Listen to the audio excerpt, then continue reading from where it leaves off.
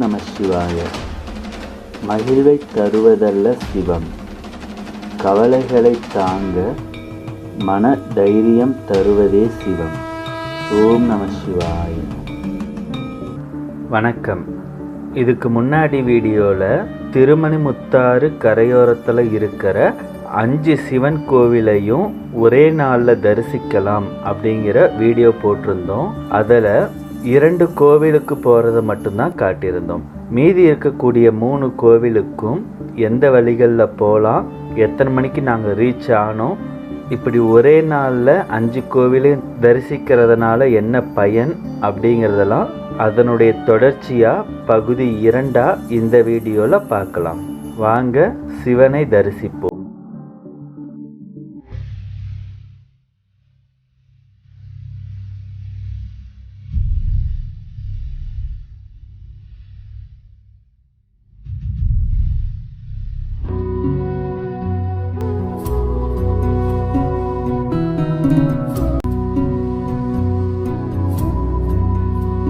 மூணாவது திருத்தலத்திற்கு உத்தம சோழபுரத்திலிருந்து ஆட்டையாம்பட்டி, மல்லச்சமுத்திரம், வையப்பமலை, சின்னமணலி, பெரியமணலி, வேலக்கவுண்டம்பட்டி, புதுப்பாளையம், கூடஞ்சேரி வழியா 3வது திருத்தலமான வீரட்டேஸ்வரர் திருக்கோவிலுக்கு 10-15 ரீச் ஆயிட்டாங்க. இந்த கோவில் திருமணிமுத்தாறு கரையோரத்தில் இருக்கிற 3வது சிவத்தலம். இப்போ நம்ம 3வது திருத்தலத்துக்கு வந்திருக்கோம். இந்த தலத்தோட பேர் பார்த்திங்கன்னா வீரட்டேஸ்வரர் திருக்கோவில். அதாவது பஞ்சபாண்டவர்கள் வழிபட்ட கோவிலில் 3வது திருத்தலம் இது. கோயில் பார்த்திங்கன்னா அந்த பக்கம் இருக்குது. ஸோ இந்த கோயிலுடைய சிறப்பு என்னன்னு பார்த்தீங்கன்னா, அர்ஜுனனால் வழிபட்ட ஸ்தலம் அப்படின்னும் சொல்கிறாங்க. மிகவும் ஒரு பழமையான கோவில்.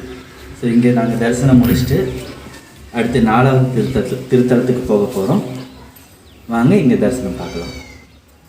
தல வரலாறு. பஞ்சபாண்டவர்கள் காலத்தில் அஸ்தினாபுரத்தில் ஏற்பட்ட பஞ்சம் நீங்க வடதிசையில் உள்ள காடுகளில் இருக்கக்கூடிய புஷ்பா மிருகத்தை பிடிக்க பஞ்சபாண்டவர்கள் முற்பட்டாங்க. அப்போ அந்த புஷ்பா மிருகம் பஞ்சபாண்டவர்களை திருப்பி தாக்கியது. அதை சமாளிக்க முடியாம பாண்டவர்கள் 5 பேரும் அலறி அடிச்சு ஓடினாங்க. அப்படி ஓடும்போது தருமன் ஒரு சிவலிங்கத்தை பிரதிஷ்டை செய்து வழிபட்டார். புஷ்பா மிருகம் சிவபக்தனாக இருந்ததால அந்த லிங்கத்தை சுத்தி வணங்கி வழிபட்டு சென்றது. இப்படி அந்த புஷ்பா மிருகத்திட்டிருந்து தப்பிக்கிறதுக்காக பஞ்சபாண்டவர்கள் 5 பேரும் திருமணிமுத்தாறு கரையோரத்தில் 5 சிவலிங்கங்களை பிரதிஷ்டை செய்ததா வரலாறு சொல்லுதுங்க.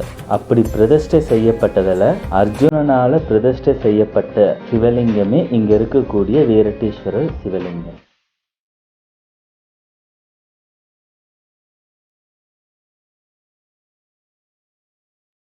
ஸ்தல சிறப்பு. இந்த திருக்கோவிலில் முருகன், விநாயகர் என பல கடவுள்களுக்கு தனித்தனி சன்னதி இருக்குங்க. இது எல்லாத்துக்கும் மேலே கலியுக தெய்வம் பெருமாளுக்கென்று தனி சன்னதி இந்த வீரட்டேஸ்வரர் திருக்கோவிலேயே இருக்கு. இந்த திருக்கோவிலில் மூலவரும் பெருமாளும் மேற்கு நோக்கி பார்ப்பது தமிழகத்திலேயே இங்குதான் அப்படிங்கிறது ஒரு தனிச்சிறப்பாகவே இருக்குங்க. திருமண தடை நீங்க, கல்வியில் சிறந்து விளங்க, குழந்தை வரம் கிடைக்க இங்க இருக்கக்கூடிய மூலவரை வழிபடலாம். அது மட்டும் இல்லாமல் எதிர்வரும் துயரங்களை விரட்டி அடிக்கும் சக்தி அளிப்பவராக வீரட்டேஸ்வரர் இருக்கிறதுனாலேயே அவருக்கு இந்த பெயர் வந்ததாகவும் சொல்கிறாங்க. இங்கே தரிசனத்தை முடிச்சுட்டு 11:30 மணிக்கு 4வது சிவதலத்திற்கு புறப்பட்டோம்.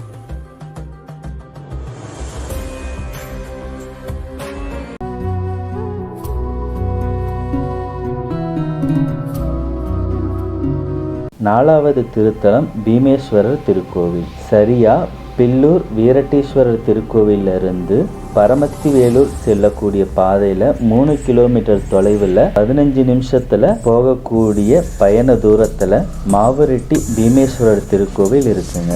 இங்கே 11:45 மணிக்கெல்லாம் போயிட்டோம்.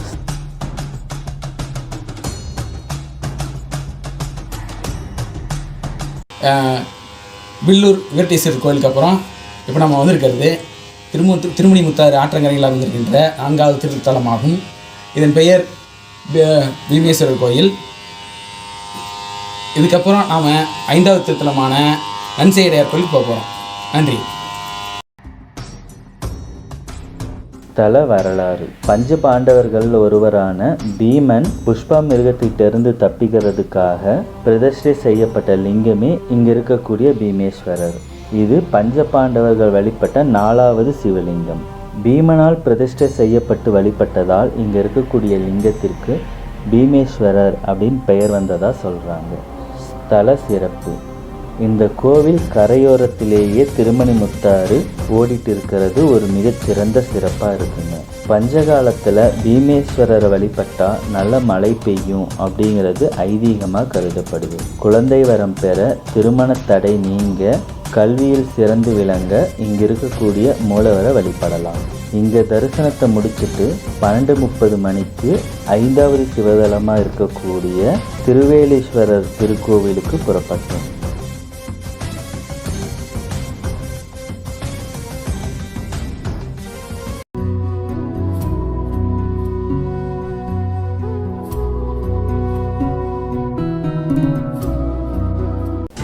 ஐந்தாவது திருக்கோவில் நாமக்கல் கரூர் போகக்கூடிய பாதையில் பரமத்தி வேலூரில் இருந்து 3 கிலோமீட்டர் கிழக்கு பக்கம் போனோம் அப்படின்னா 5வது திருத்தலமான திருவேலீஸ்வரர் திருக்கோவிலை சென்றடையலாம். நாங்கள் சரியாக 1:15 மணிக்கு அங்கே சென்றடைஞ்சோம்.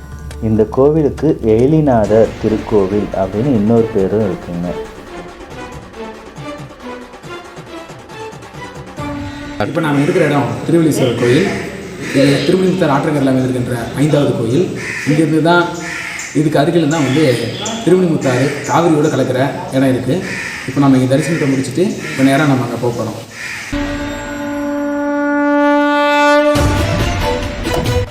ஸ்தல வரலாறு. பஞ்ச பாண்டவர்களில் ஒருவரான பீமன் தன்னை விட பலசாலி யாரும் இந்த உலகத்தில் இல்லை அப்படின்னு ஒரு ஆணவம் கொண்டிருந்தார். அந்த ஆணவத்தை உடைக்கும் பொருட்டு திருமாலின் ஏற்பாட்டின்படி சிவபெருமான் ஏவிய புஷ்பா மிருகம் பீமனை அலற விட்டது. பீமன் புஷ்பா மிருகத்திடமிருந்து தப்பிக்க சேலம் திருமணி முத்தாறு கரையோரத்தில் இருக்கக்கூடிய 5 சிவலிங்கங்களை பூஜை செய்ததாகவும், அப்படி பூஜை செய்யும் போது பீமனின் கைப்பிடியால் ஏற்பட்ட விரல் அழுத்தம் இங்க இருக்கக்கூடிய சிவலிங்கத்தில் இருக்கிறதாகவும் சொல்றாங்க. இந்த திருக்கோவிலானது கிபி 10ஆம் நூற்றாண்டில் தஞ்சை பெரியுடையார் கோவிலை கட்டிய ராஜராஜ சோழனாலும் அவருடைய மகன் ராஜேந்திர சோழனாலும் கட்டப்பட்டது. திருமண தடை நீங்க, குழந்தை பாக்கியம் பெற, கல்வியில் சிறந்து விளங்க இங்கே இருக்கக்கூடிய மூலவரை வழிபடலாம். இதே திருக்கோவிலில் ஆஞ்சநேயர், விநாயகர், முருகர் என்ற பல தெய்வங்களுக்கு சிலைகளும் தனி கோவில்களும் உண்டு. இந்த கோவில்லையும் பெருமாளுக்குன்னு தனி ஆலயம் இருக்குங்க. ஆக இந்த 5 கோவிலில் பார்த்தீங்கன்னா வீரட்டீஸ்வரர் திருக்கோவில்லையும் இந்த திருவேலீஸ்வரர் திருக்கோவில்லையும் பெருமாளுக்குன்னே தனி சன்னதியும் கொடுத்துருக்காங்க. இந்த 5 சிவாலயங்களையும் ஒரே நாளில் தரிசனம் செஞ்சுட்டு கடைசியாக இங்கே ஓய்வெடுத்து கொள்ளவும், அதே நேரத்தில் வாசிக்க பல தெய்வீக வாக்கியங்களும் இங்கே இருக்குங்க.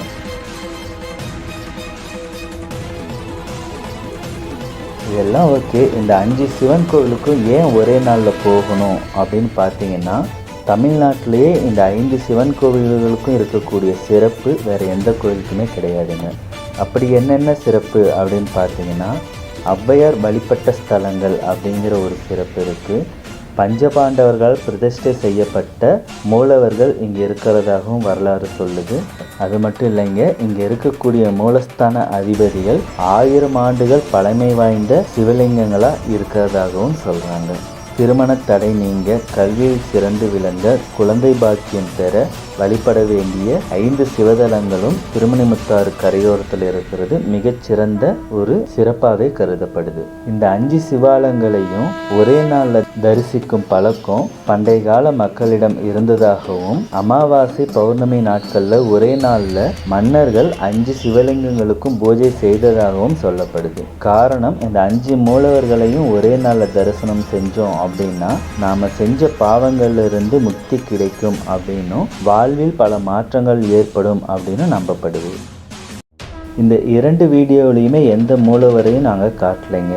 அதுக்கு காரணம் என்ன அப்படின்னு பார்த்தீங்கன்னா, மூலவராகிய இறைவனை நாம் காண நினைத்தால் அவன் அழைப்பின் பேரில் நாம் நேராக சென்றோ அல்லது தூய மனபக்தியோடு மனதில் நினைத்தோ வழிபடுவதே சிறந்தது அப்படின்னு சொல்லி நம்ம முன்னோர்கள் சொல்லியிருக்காங்க. மாறாக வீடியோ காட்சி மூலியமாக பார்க்குறது ஒரு சிறந்த முறை அல்ல அப்படின்னு கருதணும். இதை குறிக்கும் பொருட்டு அனைத்து திருக்கோவில்களிலேயும் மூல விக்கிரகத்தை புகைப்படம் எடுக்கவோ அல்லது வீடியோ எடுக்கவோ அனுமதி கிடையாது அப்படின்னு சொல்கிறாங்க.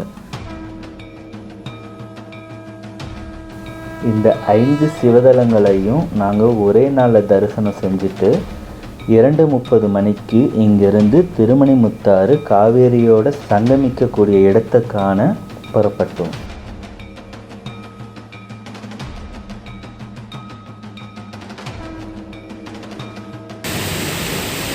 ஸோ ஃப்ரெண்ட்ஸ், 5 கோயிலுமே நல்லபடியாக தரிசனம் பண்ணிட்டோம். எந்தெந்த கோயில்னு பார்த்தீங்கன்னா, ஃபஸ்ட்டு சுகுணேஸ்வர் கோயில் ஆரம்பித்தோம். அடுத்து உத்தம சோழபுரம் 2வது கோயில் முடிச்சுட்டு, அதுக்கப்புறம் 3வது பில்லூர் விரட்டீஸ்வரர் கோயில் வந்தோம். அதுக்கப்புறம் 4வது பீமேஸ்வரர் கோயில், 5வதாக திருவேலீஸ்வரர் கோயில் வந்து திருமணிமுத்தாறு கரையோரம் இருக்கக்கூடிய 5 சிவதலங்களையும், அதாவது பஞ்சஸ்தலம் 5ஐயும் ஆஃப் அ டேயில் நாங்கள் தரிசனம் பண்ணியிருக்கோம். இப்போது நம்ம திருமணிமுத்தாறு இந்த திருவேலீஸ்வரர் கோயில் பக்கத்தில் இல்லை, ஆனால் நடந்து போகிற தூரத்தில் தான் இருக்குது. அங்கேருந்து தான் தீர்த்தம் எடுத்துகிட்டு வந்து சாமிக்கு அபிஷேகம் பண்ணதாக வரலாறுல சொல்கிறாங்க.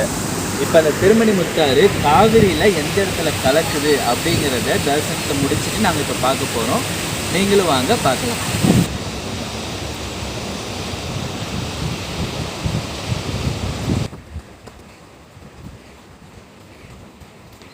திருமணிமுத்தாறு கடைசியாக வந்து காவேரியில் கலக்கக்கூடிய இடம் நம்ம திருவேலீஸ்வரர் கோயிலை தாண்டி இருக்கக்கூடிய இந்த காவேரி தாங்க.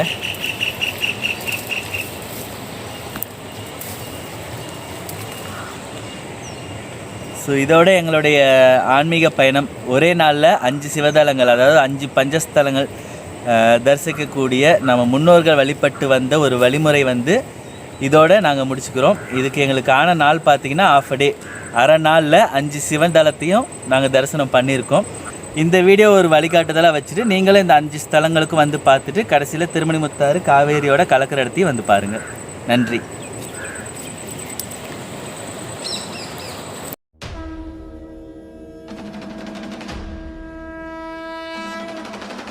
நாங்கள் விசாரித்த வரைக்கும் 5 சிவாலயங்களையும் ஒரே நாளில் தரிசனம் செஞ்சுட்டு அன்றைய தினமே முதல் திருத்தலமாகிய சேலம் சுகவனேஸ்வரர் திருக்கோவிலில் இருக்கக்கூடிய மூலவரை தரிசனம் செஞ்சு இந்த இறை வழிபாட்டை பூர்த்தி செய்யணும் அப்படின்னு கேள்விப்பட்டோம்.